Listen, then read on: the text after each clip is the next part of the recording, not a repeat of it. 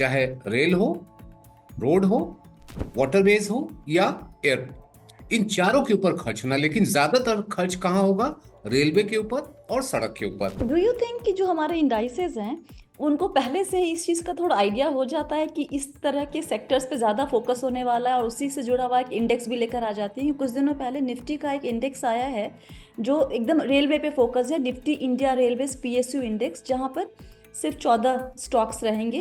देखिए, जितने भी रेलवे से रिलेटेड कंपनीज हैं हम्म। उनका तो फायदा तो है ही, चाहे वो हम आईआरएफसी की बात करें या इरकॉन की बात करें या कंटेनर कॉरपोरेशन की बात करें, इनको तो फायदा है ही।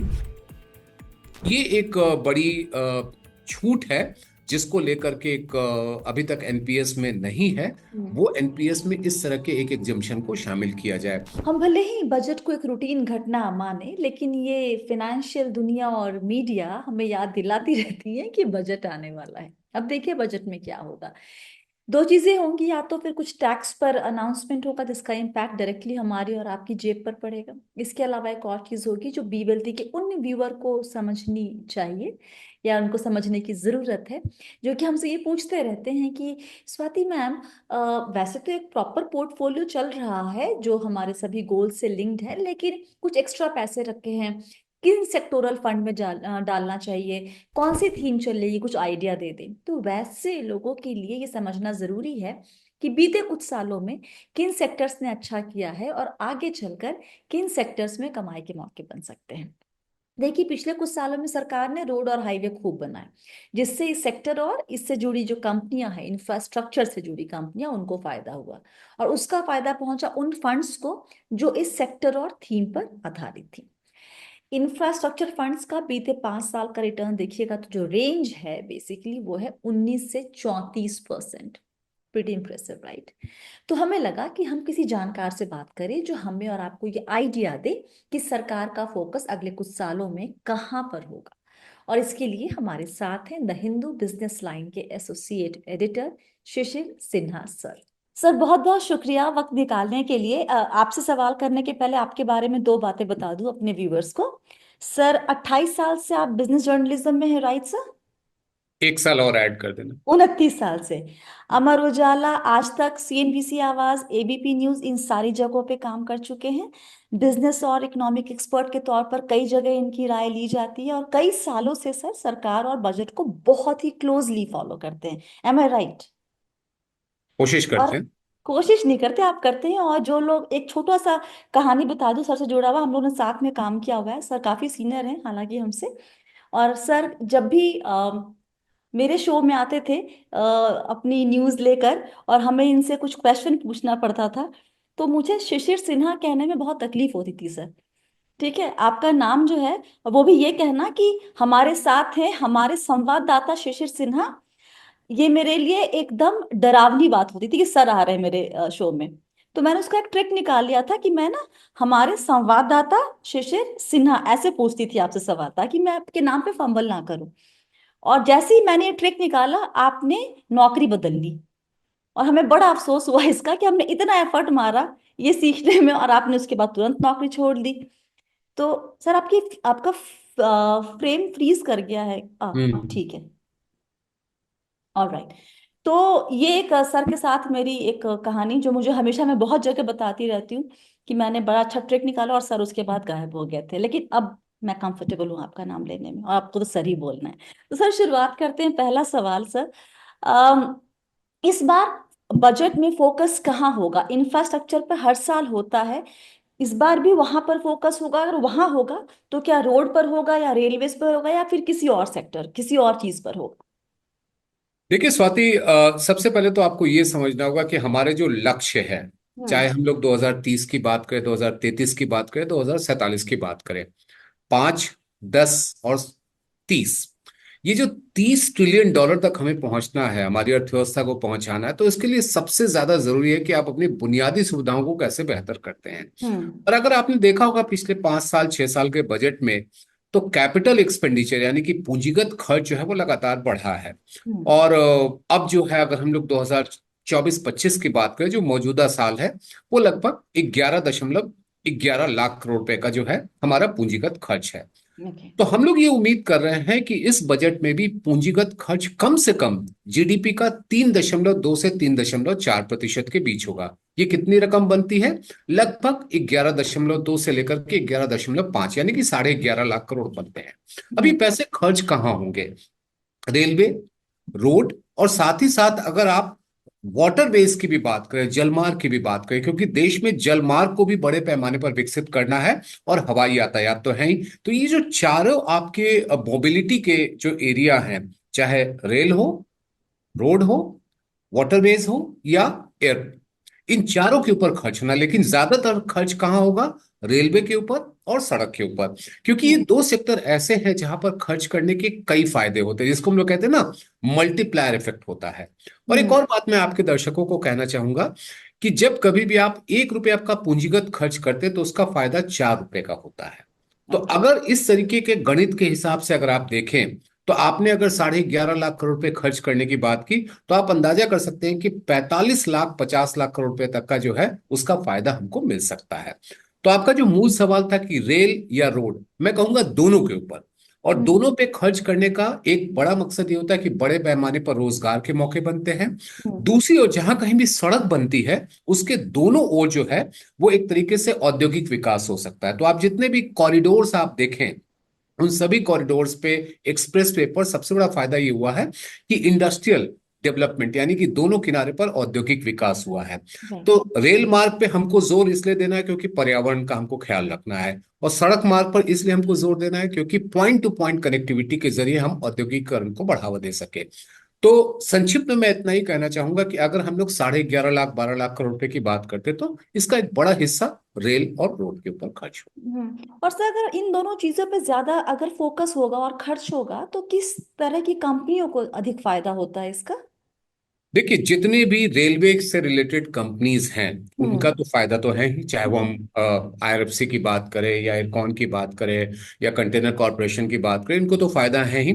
जब हम सड़क बनाते हैं तो सड़क बनाने का फायदा किसको मिलता है? सीमेंट बनाने वाली कंपनियों को मिलता है। जो इंफ्रास्ट्रक्चर की कंपनी, जैसे एलएनटी की अगर हम लोग बात करें, या इस तरीके के रोड कंस्ट्रक्शन के काम में जितनी भी जुड़ी हुई कंपनियां, उनको फायदा है। तो सीमेंट बनाने वाले को फायदा है, इंफ्रास्ट्रक्चर कंपनियों को फायदा है। और इसके साथ ही साथ कुछ जगहों पर आपको स्टील की जरूरत होती है, आयरन की जरूरत होती है, आयरन की, तो उनसे भी जो स्टील और आयरन की कंपनीज हैं उनको भी फायदा होता है। तो एक तरफ रेलवे से जुड़ी हुई जो पीएसयूज या प्राइवेट सेक्टर की कंपनीज हैं, रोड से में इंफ्रास्ट्रक्चर, सीमेंट, और इसके अलावा स्टील का भी कुछ हद तक फायदा होता है। तो ये कुछ ऐसे क्षेत्र हैं जिससे जिनको इस तरह के एलोकेशन से फायदा हो।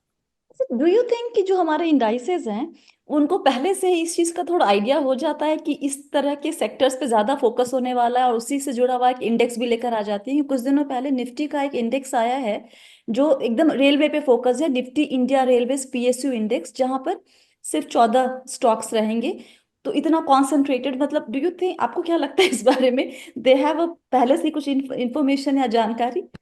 देखिए, बाजार हमसे कहीं ज्यादा, जिसे कहते हैं ना, बुद्धिमान होता है। हाँ। और वो एक अंदाजा लगा लेता है, एक अनुमान लगा लेता है और उस हिसाब से तैयारी करता है। हम्म। आपने इतने दिनों तक शेयर बाजार के बारे में समझा है, आप लोगों को बताती हैं। आपने ये महसूस किया होगा कि बाजार जो हो चुका है उस पर जो करता है वो कर चुका है। Yeah. क्या होने वाला है उसके ऊपर वो काफी खेलता है। तो आपने जिस इंडेक्स की बात करी, हो सकता है कि आने वाले दिनों में कुछ और इंडेक्स देखेंगे। अब जैसे आज ही मैं देख रहा था कि बीएससी में पहले 20 इंडेक्स होते थे, अब 21 इंडेक्स हो गए सेक्टोरल में। और 21वां इंडेक्स किस पे है? इवॉल्विंग आईटी के ऊपर है। तो इस तरह के ऐसे क्षेत्र, जब हम एआई की बात कर रहे हैं तो एआई को उन्होंने कैप्चर किया उस इंडेक्स के जरिए। रेलवे की आपने बात करी, जो निफ्टी की अगर स्पेशल रेलवे है, तो हो सकता है कि ऐसे बहुत सारे इंडेक्स देखें। और खास तौर पे हम इंफ्रास्ट्रक्चर से रिलेटेड, हम कुछ जो कंपनियां हैं हम्म। जिनकी संख्या ठीक ठाक है, कहीं 20 हैं कहीं 25 हैं, उनसे जुड़ा हुआ आप एक इंडेक्स जो है वो आता हुआ जरूर देखेंगे। राइट। और इन इस सेक्टर के अलावा, इंफ्रा के अलावा सर, बजट में और फोकस कहाँ हो सकता है सरकार का? न्यू एंड रिन्यूएबल एनर्जी, क्योंकि न्यू एंड रिन्यूएबल एनर्जी पे अगर आप देखें तो पिछले कुछ सालों से सरकार लगातार कोशिश कर रही है। और अगर आपको याद होगा तो इंटरिम बजट में जो सौर ऊर्जा के लिए विशेष योजना का ऐलान किया गया था। तो एक फोकस एरिया जो हम सेक्टर जिसकी हम बात करें उसमें न्यू एंड रिन्यूएबल एनर्जी, और खास तौर पे जो सोलर है हम्म। उसके ऊपर काफी ज्यादा फोकस रहेगा, क्योंकि विंड और जो हाइड्रो पावर है उसमें उस तरह की स्थिति नहीं बन पा रही है जितनी हम सौर ऊर्जा में देख रहे हैं। यहां तक कि आपने देखा होगा कि अभी कई पीएसयूज हैं, जैसे एनटीपीसी का अगर आप याद करिए तो एनटीपीसी ग्रीन करके जो है, एक उनकी एक सब्सिडियरी 100% सब्सिडियरी जो आईपीओ लेकर के आई और उसको काफी ज्यादा कामयाबी मिली। इनफैक्ट एनटीपीसी के हर प्लांट्स में अगर आप देखें तो जिस तरीके से न्यू एंड रिन्यूएबल एनर्जी पे फोकस हो रहा है, वो काफी हद तक इस बात को इशारा करता है कि सरकार का ध्यान कहाँ पर है। तो हम्म। इस बजट में आप न्यू एंड रिन्यूएबल एनर्जी एक ऐसा सेक्टर है जिसमें, और खास तौर पे सोलर पे आप काफी ध्यान देते हुए देखेंगे आप। ओके। सेक्टर के अलावा वो पार्ट बजट का जिसका इम्पैक्ट हमारे पॉकेट पे डायरेक्टली पड़ता है, वो होता है टैक्सेशन से जुड़ी चीजें। क्या इस बार वाकई वित्त मंत्री new income tax bill propose करेंगे? क्योंकि कुछ लोग कहते हैं कि करेंगी, कुछ लोग कह रही हैं शायद करेंगी।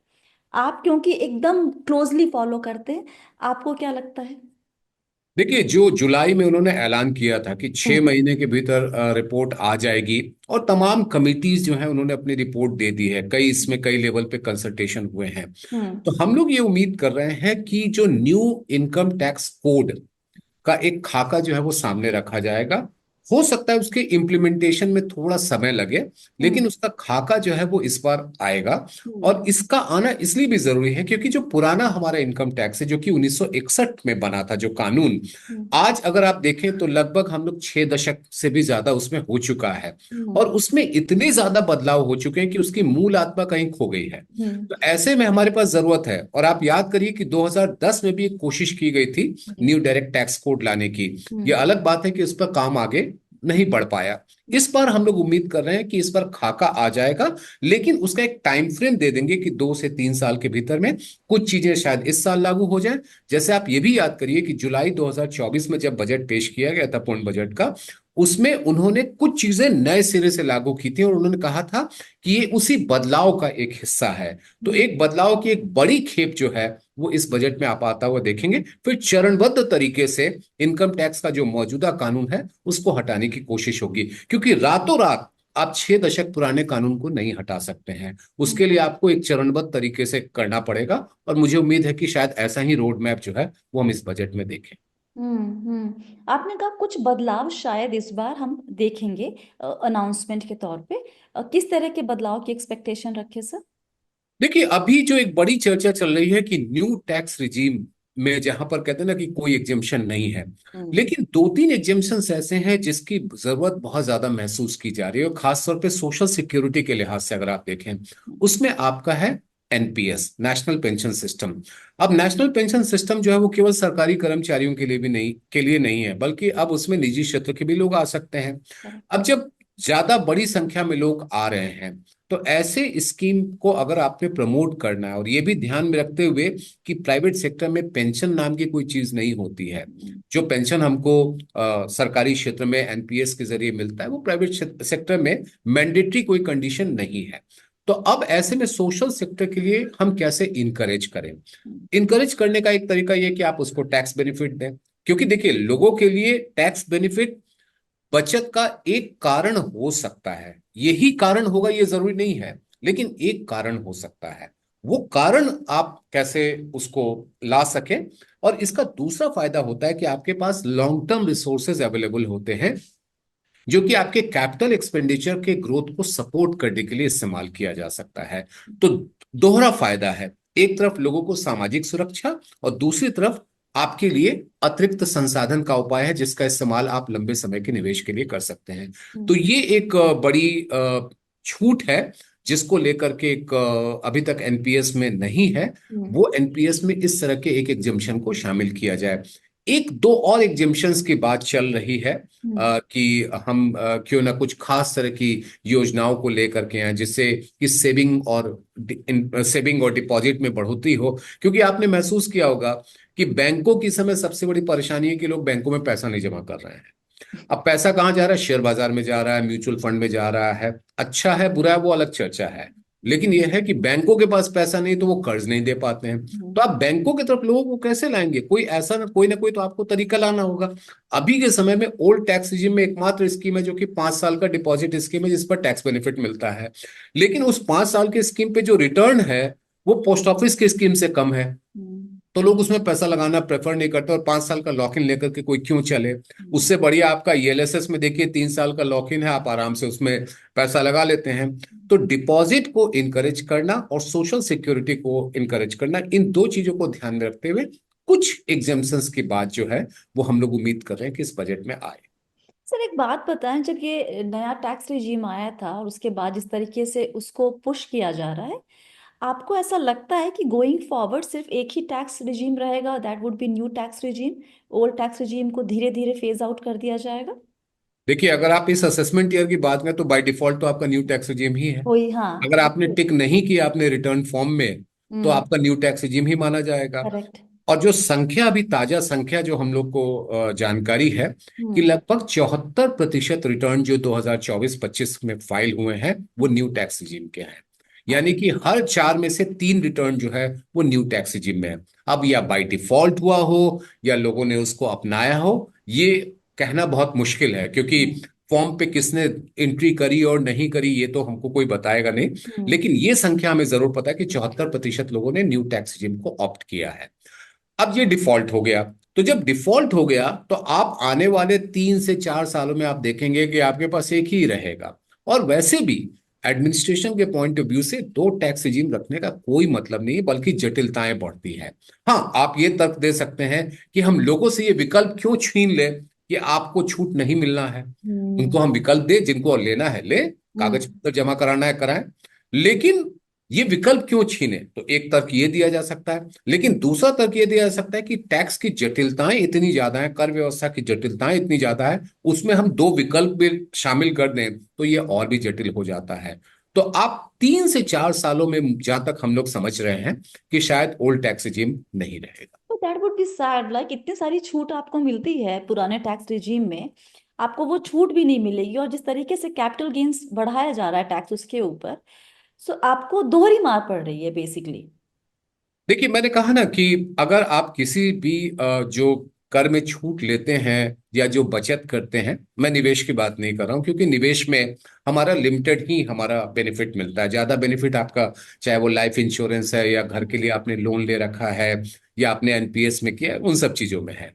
अगर आप इन्वेस्टमेंट की बात करें तो ले दे करके की एलएसएस है, जिसमें हमको एटीसी में छूट एक मिलती लाख है। का मिल जाता है वहां तो पे। अगर हम लोग जमा की बात करें, आप जो लोग जमा करते हैं उनसे अगर आप पूछेंगे कि क्या आप सिर्फ टैक्स छूट पाने के लिए जमा कर रहे हैं या बीमा की पॉलिसी ले रहे हैं, तो आपको शायद इस सवाल का जवाब मिल जाएगा। और जो हम लोग इस पे काफी चर्चा किए, पर और यहाँ तक शुरुआत कि तो सर, सब वहीं से करते हैं सर।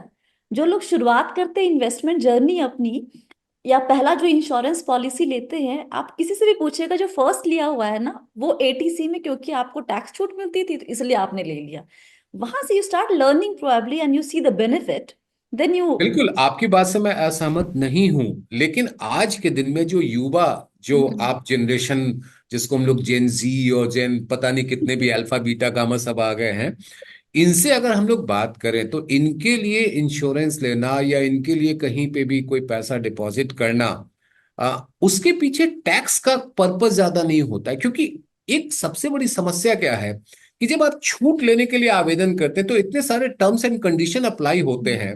और पहली बात ये होती है कि जब आप रिटर्न फाइल करने जाएं, आपको सारे डॉक्यूमेंट भले ही आपको फिजिकली जमा नहीं करना हो, लेकिन हम आप अगर मान लीजिए किसी प्रोफेशनल ऑर्गेनाइजेशन में काम कर रहे हैं, आपने काम किया हुआ है, हम काम कर रहे हैं, तो हमें हर साल वो सारे रिसीट का जो है वो हमको पीडीएफ उस पर अपलोड करना पड़ता है। उसके बाद वो कहते हैं कि वो पीडीएफ आप हमें फिजिकल कॉपी आप अपने पास भेजिए। देखिए, एक चीज आपको समझना है कि हम जिस पीढ़ी में हैं, हम अभी भी उस पुराने व्यवस्था में जुड़े रहने की कोशिश में लगे रहते हैं कि नहीं, टैक्स बचाना है, कागज देना है। लेकिन जो नई पीढ़ी है ना, वो इन झंझटों में नहीं पड़ती है। और यही वजह है कि आपने जो 74% जो नंबर सुना, 74% का नंबर सुना, उसमें एक बड़ी संख्या उन युवाओं की है जिन्होंने इन्वेस्ट तो किया, जिन्होंने टैक्स सेविंग तो करी, जिन्होंने सेविंग तो करी, लेकिन टैक्स के लिए नहीं किया। तो इसीलिए हमको इस बात को समझना होगा कि केवल और केवल कर बचाने के लिए ही कोई हमको स्कीम लेनी है, वो जरूरी नहीं है। ये कारण हो सकता है, लेकिन यही कारण नहीं हो सकता। मुझे लगता है इसके ऊपर हमें एक पोल करवाना चाहिए और एक रिसर्च हम्म। करवानी चाहिए कि आखिर कहाँ इन्वेस्ट किया गया और क्यों किया गया, क्योंकि इंटरेस्टिंग इसका रिजल्ट आ सकता है। सर, एक आखिरी सवाल, कैपिटल गेन्स टैक्स में आपकी जानकारी के हिसाब से कुछ बदलाव हो सकते हैं क्या फिर से, या कोई सरप्राइज या शॉक मिल सकता है हमें? मेरे हिसाब से कैपिटल गेन टैक्स में अभी तुरंत बदलाव नहीं करेंगे, क्योंकि आपने देखा होगा कि बीते साल जो है वो काफी बदलाव किया गया और उसको लेकर के काफी विवाद भी हुआ, जिसके बाद उसको एक तरीके से रोल बैक, हम कहें कि रोल बैक भी हो गया। तो अब मुझे लगता नहीं कि सरकार इतना तुरंत ऐसा कुछ करना चाहेगी। हालांकि ये बहुत चर्चा चल रही है कि भाई long term capital gain tax जो 12.5% का है, उसका अब मतलब 12.5% क्यों, आप उसको कम करिए या उसको नहीं लगाइए, क्योंकि हम्म। आप चाहते हैं कि लोग निवेश करें। और निवेश करें उसके बाद आप भले ही आप कहो कि 2018 से हमारा टैक्स का कैलकुलेशन होगा, 1 लाख रुपए तक आपको कोई टैक्स नहीं देना है, 2018 के पहले की ग्रैंडफादरिंग हो गई, इतने कहाँ से हम लोग कॉम्प्लेक्सिटी में रहे। तो मुझे उम्मीद कम है कि कैपिटल गेन को लेकर के सरकार कोई बड़ा ऐलान करे, इतनी जल्दी जल्दी बदलाव नहीं करेगी नहीं कोई। करेंगे, चलिए। Thank you so much for your time Shishir sir, बहुत अच्छा लगा आपसे बात करके, बहुत बहुत सालों के बाद। और let's keep in touch now. Thank you. Thank you sir, thank you so much. तो ये बी वेल्दी की एक कोशिश थी आपको ये बताने के लिए कि आगे अगर आपको किसी कोई टैक्टिकल एलोकेशन करना है अपने निवेश में, या फिर आपको किसी सेक्टर या थीम के ऊपर कुछ पैसे लगाने हैं, और ऐसे निवेशक होते हैं उनको हम इग्नोर नहीं कर सकते हैं, राइट? तो फिर आपके लिए किन सेक्टर्स को एक्सप्लोर करना बेहतर होगा, कहाँ पर आपको कमाई के मौके दिख सकते हैं। और फिर हमने बात की टैक्सेशन में क्या क्या चेंजेस हो सकते हैं, क्या बदलाव हो सकते हैं, क्या उम्मीद करें क्या उम्मीद ना करें। आई होप कि आपको ये सारी बातें समझ में आ गई होंगी। और क्योंकि शिशिर सर बहुत ही आसान भाषा में समझाते हैं, वो इनकी ये खूबी है, बहुत सारी खूबियों में से एक खूबी है। तो फिलहाल के लिए इतना ही। वीडियो अच्छा लगा तो लाइक कीजिएगा, शेयर कीजिए, कमेंट कीजिए अपने फीडबैक से। Thank you to Shishir Sinha sir. And याद रखिए आप हैं मेरे यानी स्वाति के साथ, और हम सब हैं बहुत ही सावधानी और समझदारी के साथ अमीर बनने के सफर पर। वक्त देने के लिए बहुत बहुत शुक्रिया। Stay blessed, healthy and be well.